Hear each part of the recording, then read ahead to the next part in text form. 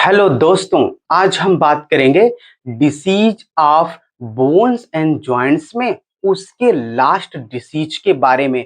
वो है gout. Gout को हम लोग जो है गठिया रोग कहते हैं। तो चलिए इसके बारे में हम लोग जो है थोड़ी सी जानकारी ले लेते हैं कि गठिया रोग क्या होता है।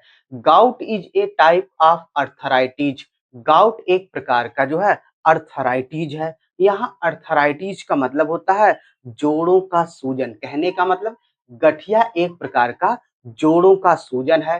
काज्ड बाई मतलब ये किसके कारण होता है? Elevated level of uric acid in the body. ये कह रहा है कि जब हमारे शरीर में यूरिक एसिड का जो लेवल होता है, जो स्तर होता है, वो बढ़ने लगता है, तो उसके कारण जो होता है गाउट डिसीज जो है क्रिएट होती है, या जोड़ों में सूजन जो है वो क्रिएट हो जाती है। आगे बात करेंगे इसमें हम लोग जो है व्हेन जब uric acid accumulate in joints. ये कह रहा है कि जब हमारे शरीर के जॉइंट्स में यूरिक एसिड का एक्यूमुलेशन होने लगता है, जमा होने लगता है एज क्रिस्टल। मतलब किस रूप में? क्रिस्टल रूप में। आगे क्या होता है? इट ट्रिगर मतलब यह उत्तेजित कर देता है सडन एंड सेवर पेन। अचानक से पेन या गंभीर पेन को जो है ये उत्तेजित कर देता है। और क्या होता है? स्वेलिंग, और वहां पर सूजन हो जाती है, एंड रेडनेस, और वहां पर जो है लालिमा आ जाती है। आगे बात करेंगे इसमें हम लोग जो है इट प्राइमरली मतलब यह मुख्य रूप से अफेक्ट मतलब प्रभावित करता है द बिग टो फर्स्ट। ये कह रहा है यह मुख्य रूप से प्रभावित करता है सबसे पहले पैर के अंगूठे को। ये तो बात हो गई जो है गाउट्स के बारे में पैराग्राफ के द्वारा। लेकिन हम लोग इसको जो है डायग्राम के द्वारा भी जो है थोड़ी सी जानकारी ले लेते हैं, या इसके बारे में जो है समझ लेते हैं। जब हमारे शरीर में यूरिक एसिड का लेवल जो है बढ़ने लगता है, तो ये जो यूरिक एसिड होता है वो क्रिस्टल रूप में जो है हमारे शरीर के जॉइंट्स में जमा होने लगता है। लेकिन यहाँ पर एक बहुत ही अच्छी बात यह है कि ये सबसे पहले जो है पैर के अंगूठे में जो है जमा होता है। ऐसा क्यों? बॉडी के और भी तो जॉइंट्स होते हैं, वहां पर क्यों नहीं? ये क्यों जो है हमारे पैर के ही अंगूठे में जो है सबसे पहले जो है जमा होता है? इसके पीछे दो रीजन होता है। पहला रीजन ये है कि ये जो अंगूठा होता है वो हमारे शरीर से दूर होता है, जहां ग्रेविटी का फोर्स काम करता है। दूसरा, ये बॉडी से दूर होने के कारण यहाँ पर बॉडी का जो टेम्परेचर होता है कम होता है। इसलिए यूरिक एसिड जो होती है वो सबसे पहले अंगूठे के जॉइंट्स में जो है एक्यूमुलेट होती है, जमा होने लगती है। किस रूप में? क्रिस्टल रूप में।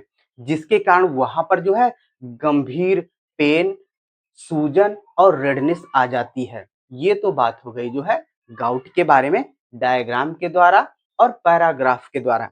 तो चलिए अब हम बात कर लेते हैं इसके टाइप के बारे में कि ये कितने प्रकार का होता है। देखेंगे गाउट इज मेनली, गाउट जो है मुख्य रूप से डिवाइडेड मतलब बटा होता है इनटू टू प्राइमरी टाइप। यानी कि जो गाउट होता है मुख्य रूप से बटा होता है दो मुख्य प्रकार में। देखेंगे कौन कौन से उसके प्रकार होते हैं, इसके बारे में बात कर लेते हैं। फर्स्ट है प्राइमरी गाउट। इसके बारे में बात करेंगे कि प्राइमरी गाउट क्या होता है। देखेंगे this is the most common type.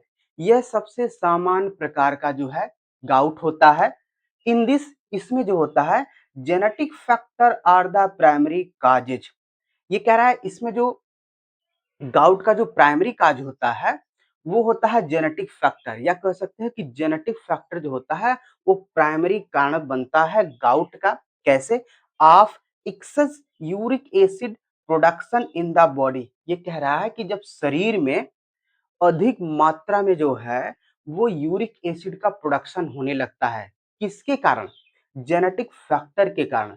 तब हम उसको जो है प्राइमरी गाउट कहते हैं।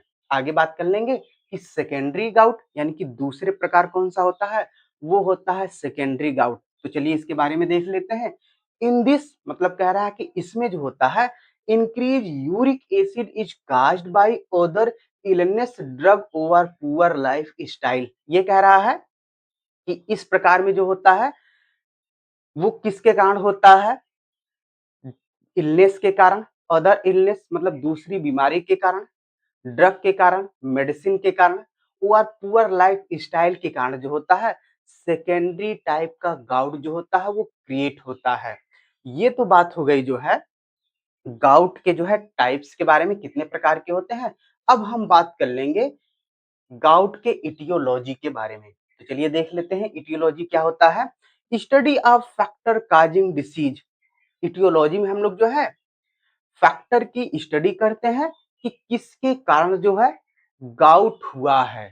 तो चलिए देख लेते हैं द इटियोलॉजी ऑफ गाउट। जो गाउट की जो इटियोलॉजी है इज मल्टी फैक्टोरियल, मतलब बहु फैक्टोरियल होती है, बहु कारक होती है, मतलब एक कारक की वजह से नहीं होती है, कई कारकों की वजह से होती है गाउट। बात करेंगे इन्वॉल्विंग एक कॉम्बिनेशन ऑफ, इसमें क्या जुड़ता है, कंबाइंड रूप से जो है जेनेटिक फैक्टर जुड़ते हैं, मेटाबॉलिक डिसऑर्डर होता है, पुअर लाइफ स्टाइल होता है, हाई प्यूरिन डाइट होता है, फास्ट फूड होते हैं, CKD होता है यानी क्रोनिक किडनी डिसीज होता है। ये सारे फैक्टर मिलकर जो है गाउट को क्रिएट करते हैं। लेकिन सबसे बड़ी बात यहाँ होती है कि इसमें ये जो फैक्टर होते हैं हाई प्यूरिन डाइट और फास्ट फूड और पुअर लाइफ स्टाइल, ये सबसे ज्यादा इन्वॉल्व होते हैं व्यक्ति के जीवन में, जो गाउट को क्रिएट करते हैं। और इन्हीं के आधार पर हम जो है गाउट के पैथोफिजियोलॉजी यानी पैथोजेनेसिस के बारे में बात करेंगे। प्लीज अभी आप वीडियो में बने रहिएगा। अभी हमको बात करना है गाउट के पैथोफिजियोलॉजी के बारे में। तो चलिए बात कर लेते हैं गाउट के पैथोफिजियोलॉजी यानी उसके पैथोजेनेसिस के बारे में। जैसा कि आप पहले से ही जानते हैं इन दोनों ही वर्ड का एक ही मतलब होता है, रोग जनन की प्रक्रिया, यानी कि रोग की शुरुआत जो है वो कैसे हो रही है, इसके बारे में हम लोगों को जो है डिटेल से बात करनी है। तो चलिए गाउट के पैथोफिजियोलॉजी यानी उसके पैथोजेनेसिस के बारे में बात करते हैं। देखते हैं इसमें let us understand complete pathogenesis step by step. ये कह रहा है आइए समझते हैं पूरी पैथोजेनेसिस को स्टेप बाय स्टेप में। उससे पहले आपको एक जानकारी दे दें, पैथोफिजियोलॉजिकल फैक्टर, एक हमने यहाँ पर वर्ड लिखा है पैथोफिजियोलॉजिकल फैक्टर। ये क्या होता है, कभी कभी आपसे क्वेश्चन में पूछता है कि आप गाउट के या एनी डिसीज के, जो भी डिसीज हम पढ़ेंगे इस सब्जेक्ट के अंतर्गत, वो पूछेगा कि इस डिसीज के पैथोफिजियोलॉजिकल फैक्टर के बारे में बात करिए। आप हमेशा याद रखिएगा, या वो पूछ ले कि पैथोफिजियोलॉजी क्या है उस डिसीज की, या पूछ ले कि उसकी पैथोजेनेसिस, या पूछ ले पैथोफिजियोलॉजिकल फैक्टर क्या है। हमेशा याद रखिएगा इन तीनों का एक ही मतलब होता है कि ये जो डिसीज है वो कैसे उसकी शुरुआत हो रही है। पैथोफिजियोलॉजिकल फैक्टर में हम उस फैक्टर के बारे में बात करेंगे जिनसे डिसीज जो है शुरू होती है या वो डिसीज का कारण बनते हैं शुरू करने के लिए। वो होते हैं, इसमें बात कर लेंगे हाई प्यूरिन डाइट और फास्ट फूड और पुअर लाइफ स्टाइल यानी कि खराब जीवन शैली। ये जो होते हैं ये पैथोफिजियोलॉजिकल फैक्टर होते हैं या ऐसे फैक्टर होते हैं जिनसे जो है रोग की शुरुआत होती है। तो चलिए देख लेते हैं कि इन फैक्टरों से कैसे जो है गाउट की जो है शुरुआत होती है उनके बारे में स्टेप बाय स्टेप। जो फर्स्ट स्टेप है वह है हाइपर यूरिसेमिया। इसका क्या मतलब होता है, जब हमारे शरीर में यूरिक एसिड की मात्रा बढ़ जाती है तो उस कंडीशन को हम लोग जो है हाइपर यूरिसेमिया कहते हैं। तो चलिए देख लेते हैं कैसे बढ़ती है। When uric acid production increase due to, ये कह रहा है कि जब यूरिक एसिड का प्रोडक्शन जो है बढ़ जाता है ड्यू टू मतलब किसके कारण, फैक्टर लाइक, वो कौन से फैक्टर होते हैं जिनके कारण जो है यूरिक एसिड का प्रोडक्शन जो होता है बढ़ जाता है, वो होते हैं high purine diet, fast food और पुअर लाइफ स्टाइल यानी कि खराब जीवन शैली और फास्ट फूड और हाई प्यूरिन डाइट के कारण ये ऐसे फैक्टर होते हैं, इन्हीं के कारण जो है हमारे बॉडी में जो है यूरिक एसिड की जो मात्रा होती है वो बढ़ जाती है। आगे बात करेंगे इट लेवल, ये कह रहा है कि इसका जो लेवल होता है इन द ब्लड एक्सीड, अगर इसका लेवल हमारे ब्लड में बढ़ जाता है 7 mg/dl, यानी कि हमारे ब्लड में जो यूरिक एसिड होता है उसका एक लेवल होता है 7 mg/dl। अगर इससे ज्यादा होता है तब हम उसको जो है हाइपर यूरिसेमिया कहते हैं। अगर ब्लड में इसकी मात्रा इससे अगर जो है ज्यादा बढ़ जाती है यूरिक एसिड की, तो आगे वही कह रहा है कि दिस कंडीशन, इसी कंडीशन को हम लोग जो है इज नॉन एज हाइपर यूरिसेमिया, इसी कंडीशन को हम लोग जो है हाइपर यूरिसेमिया कहते हैं। तो चलिए इसको एक बार और समझ लेते हैं।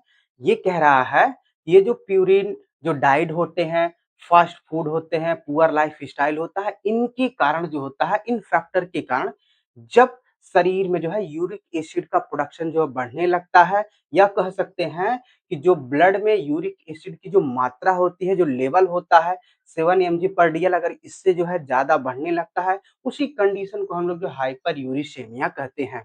ये तो बात हो गई फर्स्ट स्टेप के बारे में। सेकेंड स्टेप के बारे में बात कर लेते हैं। क्या होता है? वो होता है क्रिस्टलाइजेशन। इसका क्या मतलब होता है? ये जो यूरिक एसिड होते हैं वो लिक्विड फॉर्म में होते हैं, जब वो सॉलिड फॉर्म में कन्वर्ट हो जाते हैं तब हम उसको कहते हैं क्रिस्टलाइजेशन। बात करेंगे कैसे होता है। Due to it exceed in the blood, ये कह रहा है के कारण जब ब्लड में इनकी मात्रा बढ़ जाती है, किनके कारण? हमने ऊपर बात कर लिया है। कह रहा है कि के कारण जब ब्लड में इनकी मात्रा बढ़ जाती है तो यूरिक एसिड बिगेन, तो यूरिक एसिड जो है शुरू होने लगती है to precipitate as monosodium urate crystal. ये कह रहा है कि जब ब्लड में यूरिक एसिड की मात्रा बढ़ जाती है तो यूरिक एसिड जो होता है वो शुरू हो जाता है कहाँ? प्रेसिपिटेट, यानी इसका अवक्षेप बनने लगता है। एज मतलब किस रूप में? मोनोसोडियम यूरेट क्रिस्टल के रूप में जो है वो प्रेसिपिटेट होने लगता है। इस प्रेसिपिटेट वर्ड को कैसे समझेंगे, अवक्षेप को कैसे समझेंगे? तो चलिए इसका एक एग्जांपल लेके समझ लेते हैं इस वर्ड को। मान लीजिए आप जो है आधा गिलास पानी लिए हैं या 1 गिलास पानी लिए हैं, उसमें आपने जो है चीनी की मात्रा ज्यादा डाल दें और उसको जो है ऐसे हिला दें, और कुछ देर हिलाने के बाद उसको छोड़ दें। देखेंगे जो चीनी होगा वो सॉलिड रूप में जो है पानी के तल में जो है बैठने लगता है, उसी को हम कहते हैं प्रेसिपिटेशन। वैसे ही जो हमारा यूरिक एसिड होता है वो ब्लड में घुला जो है घुला रहता है, और जब ब्लड में जो है पानी की मात्रा कम हो जाती है तो ये क्या होता है, जो यूरिक एसिड होता है वो क्रिस्टल रूप में जो है कन्वर्ट हो जाता है, उसी को हम कहते हैं मोनो सोडियम यूरेट क्रिस्टल। यानी कि ये जो है मोनोसोडियम यूरेट क्रिस्टल के रूप में जो है जॉइंट्स में जो है जमा होने लगता है, या इसी को हम कहते हैं प्रेसिपिटेट या अवक्षेप। यानी कि जब मोनोसोडियम जो क्रिस्टल होता है जब बॉडी के जॉइंट में जमा होने लगता है तो हम उसको जो है प्रेसिपिटेट कहते हैं, अवक्षेप कहते हैं। आगे बात करेंगे। दिस क्रिस्टलाइजेशन अकर, ये क्रिस्टलाइजेशन कहाँ पाया जाता है? इन लोअर टेम्परेचर रीजन, मतलब ये क्रिस्टलाइजेशन वहां पाया जाता है जहां जो है बॉडी का टेम्परेचर कम हो, यानी कि वह क्षेत्र, बॉडी का वह क्षेत्र जहां टेम्परेचर कम होता है। बात करेंगे सच एज, जैसे द ज्वाइंट, स्पेशली कहाँ? जहां ज्वाइंट्स होते हैं हमारे बॉडी के, वहां जो टेम्परेचर होता है वो बहुत ही कम होता है, और वहीं पर जो है यूरिक एसिड जो होती है प्रेसिपिटेट यानी कि जमा होने लगती है क्रिस्टल के रूप में। वो कौन सा क्रिस्टल? मोनोसोडियम यूरेट क्रिस्टल के रूप में। आगे क्या होता है, क्या कह रहा है? द बिग, स्पेशली मतलब कहाँ? ये लिखा है ना कि सच है ज्वाइंट, मतलब ज्वाइंट मतलब कहाँ, किस ज्वाइंट में? स्पेशली मतलब होता है विशेष रूप से किस ज्वाइंट में? The big toe and with in synovial fluid. ये कह रहा है कि जो हमारे पैर के अंगूठे होते हैं और साइनोवियल जो फ्लूइड होता है उसके अंदर ये जो यूरिक एसिड के जो क्रिस्टल होते हैं वहां पर जमा होने लगते हैं, उनका अवक्षेप वहां पर बनने लगता है। तो ये तो बात हो गई जो है क्रिस्टलाइजेशंस के बारे में। ये देख रहे हैं, ये देख ली, इसको डायग्राम के द्वारा भी देख ले रहे हैं। ये होता हमारा साइनोवियल कैविटी, दो हड्डियों के बीच में, और ये होता हमारा साइनोवियल फ्लूइड, और यहीं पर जो है यूरिक एसिड के जो क्रिस्टल होते हैं आकर जमा होने लगते हैं, या उनका जो है यहीं पर प्रेसिपिटेट होने लगता है, अवक्षेप होने लगता है। तो नेक्स्ट स्टेप में देखते हैं क्या होता है। नेक्स्ट स्टेप कह रहा है कि फैगोसाइटोसिस बाय मैक्रोफेज। माइक्रोफेज के द्वारा, एक माइक्रोफेज एक सेल होती है जो बाहर से आए हुए दुश्मनों का को जो है मारती है या उनको जो है खाकर जो है शरीर से सफाया कर देती है। तो वही कह रहा है कि फैगोसाइटोसिस बाय मैक्रोफेज, मैक्रोफेज के द्वारा उनका भक्षण कर जाना एंड या इन्फ्लामेशन या वहां पर जो है सूजन आ जाती है। कैसे होता है देखते हैं। Macrophage present in the synovial cavity, ये कह रहा है कि जो मैक्रोफेज होते हैं वो साइनोवियल कैविटी में प्रेजेंट होते हैं, उपस्थित होते हैं। तो चलिए इनके बारे में थोड़ी सी जानकारी ले लेते हैं। ये देख रहे हैं, ये होता है हमारा साइनोवियल कैविटी। दो हड्डियों के बीच में जो खाली जगह होता है हम उसको कहते हैं साइनोवियल कैविटी, और इसी में प्रेजेंट होता है हमारे मैक्रोफेज। और ये मैक्रोफेज क्या करते हैं, इनगल्फ, इनगल्फ का मतलब होता है निगलना। ये किसे निगलते हैं, दीज यम यस यू, ये जो यम यस यू होते हैं उनको निगलने का काम करते हैं। ये जो यम यस यू होते हैं इसको क्या कहते हैं, मोनोसोडियम यूरेट क्रिस्टल। ये जो मोनोसोडियम यूरेट क्रिस्टल होते हैं उन्हें मैक्रोफेज जो होते हैं वो निगलने का काम करते हैं। तो आगे क्या होता है, परसेविंग देम एज फॉरिजन इन्वेडर्स, इसका क्या मतलब होता है, यहाँ परसेविंग का मतलब होता है समझना, देम मतलब होता है उन्हें, एज फॉरिजन इन्वेडर्स का मतलब होता है बाहरी कण के रूप में, यानी बाहरी कण के रूप में समझना। ये जो माइक्रोफेज होते हैं वे मोनोसोडियम यूरेट क्रिस्टल को बाहरी दुश्मन के रूप में समझते हैं। तो आगे क्या होता है इसके बारे में बात कर लेते हैं। दिस ट्रिगर मतलब यह ट्रिगर कर देते हैं, उत्तेजित कर देते हैं। किसको उत्तेजित कर देते हैं आगे बात कर लेते हैं।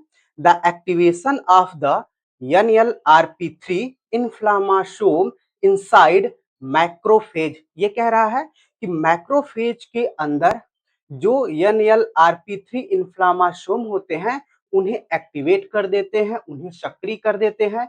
तो आगे क्या होता है, which जो release a massive amount of pro inflammatory cytokines, ये कह रहा है कि जो रिलीज करते हैं, निकालते हैं मैसिव अमाउंट में मतलब अधिक मात्रा में प्रो इन्फ्लामेटरी साइटोकाइंस को। ये प्रो इन्फ्लामेटरी साइटोकाइंस क्या होता है, ये ऐसे केमिकल होते हैं जो इन्फ्लामेशन को बढ़ाने का काम करते हैं या इनसे इन्फ्लामेशन हो जाती है। यानी कि जो है ये जो होते हैं वो मैसिव अमाउंट में, मतलब ये जैसे ही ट्रिगर होते हैं NLRP3 इन्फ्लामेसोम, वे तुरंत ही जो है मैसिव अमाउंट में प्रो इन्फ्लामेटरी साइटोकाइंस को जो है रिलीज करने लगते हैं अधिक मात्रा में। वो कौन से साइटोकाइंस होते हैं, वो होते हैं पार्टिकुलर मतलब विशेष रूप से कौन से साइटोकाइंस होते हैं इंटरल्यूकिन 1 बीटा, जिनको हम लोग जो है इंटरल्यूकिन 1 बीटा कहते हैं। तो ये तो बात हो गई इस स्टेप के बारे में, फैगोसाइटोसिस बाय मैक्रोफेज इन्फ्लामेशन के बारे में। तो चलिए अगले स्टेप के बारे में बात कर लेते हैं, वह है neutrophil recruitment and tissue damage. तो देखते हैं इसमें क्या होता है। IL-1 बीटा, जो IL-1 बीटा जो साइटोकाइंस होते हैं, काजेज मतलब जिनके कारण, ब्लड वेसल टू डायलेट, जिनके कारण जो ब्लड वेसल्स होती हैं, जो रुधिर वाहिनियां होती हैं वो फैल जाती हैं, लीडिंग आगे क्या होता है to an influx of neutrophil into the joints.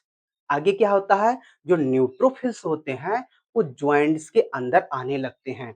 Influx word का क्या मतलब होता है, जब कोई चीज बाहर से अंदर की ओर आती है तब हम वहां जो है इनफ्लक्स वर्ड का यूज करते हैं। तो वही कह रहा है कि जो न्यूट्रोफिल्स होती हैं वो बाहर से जो है अंदर की तरफ यानी कि जॉइंट्स की ओर जो है आने लगती हैं। आगे क्या होता है, neutrophil also attempt to engulf these crystal, ये कह रहा है कि जो न्यूट्रोफिल्स होती हैं वो क्रिस्टल को जो है निगलने का प्रयास करती हैं। तो क्या होता है, उससे पहले हम आपको यहाँ रोकेंगे और एक जानकारी देंगे। ये जो क्रिस्टल होते हैं मोनोसोडियम यूरेट के जो क्रिस्टल होते हैं वो नुकीले होते हैं। जब न्यूट्रोफिल इनको जो है इनगल्फ करने का प्रयास करती है, निगलने का प्रयास करती है, तो क्या हो जाता है, काजिंग मतलब जिसके कारण, देम टू रप्चर, जिसके कारण वे क्या हो जाती है, रप्चर्ड हो जाती है, फट जाती है। क्यों फट जाती है, हमने पहले ही बताया, ये क्रिस्टल जो होते हैं वो नुकीले होते हैं, और जब न्यूट्रोफिल इनको जो है निगलने का प्रयास करती है तब ये रप्चर्ड हो जाते हैं, फट जाते हैं। तो क्या होता है, they are ruptured release lysosomal enzyme. जैसे ही ये रप्चर्ड होते हैं न्यूट्रोफिल, वहां से जो है लाइसोसोमल एंजाइम और फ्री रेडिकल जो है रिलीज होने लगते हैं, निकलने लगते हैं, तो क्या होता है आगे, which severely damage the synovium and cartilage. ये जो होते हैं वो साइनोवियल फ्लूइड को और कार्टिलेज को, ये देखें ये होता है हमारा साइनोवियल फ्लूइड और ये होता है हमारा कार्टिलेज, इनको जो है वो डैमेज कर देते हैं गंभीर रूप से। आगे क्या होता है देख लेंगे। दिस इज व्हाट काजेज, मतलब इसी के कारण एक्यूट पेन, मतलब गंभीर जो है आपको दर्द होगा, स्वेलिंग हो जाएगी एंड रेडनेस, और वहां पर जो है सूजन हो जाएगी। तो इस तरीके से हमने बात कर लिया गाउट के पैथोफिजियोलॉजी यानी उसके पैथोजेनेसिस के बारे में। हमने इस वीडियो में बात किया कि गाउट क्या होता है, टाइप, इटियोलॉजी और उसके पैथोफिजियोलॉजी के बारे में। ये जो आप टॉपिक देख रहे हैं ये यूनिट सेकंड का लास्ट टॉपिक था, यानी कि इसी के साथ यूनिट सेकंड जो है वो कंप्लीट हो गई। अब हम जो है अपने नेक्स्ट वीडियो में बात करेंगे यूनिट थर्ड के बारे में। अगर हमारा प्रयास आपको समझाने में सफल रहा तो प्लीज हमारे चैनल को सब्सक्राइब करना ना भूलें। इसके साथ साथ एक लाइक और कमेंट जरूर करिएगा और ये बताइएगा कि आप जो है किस कॉलेज से बी फार्म कर रहे हैं और कहाँ के रहने वाले हैं।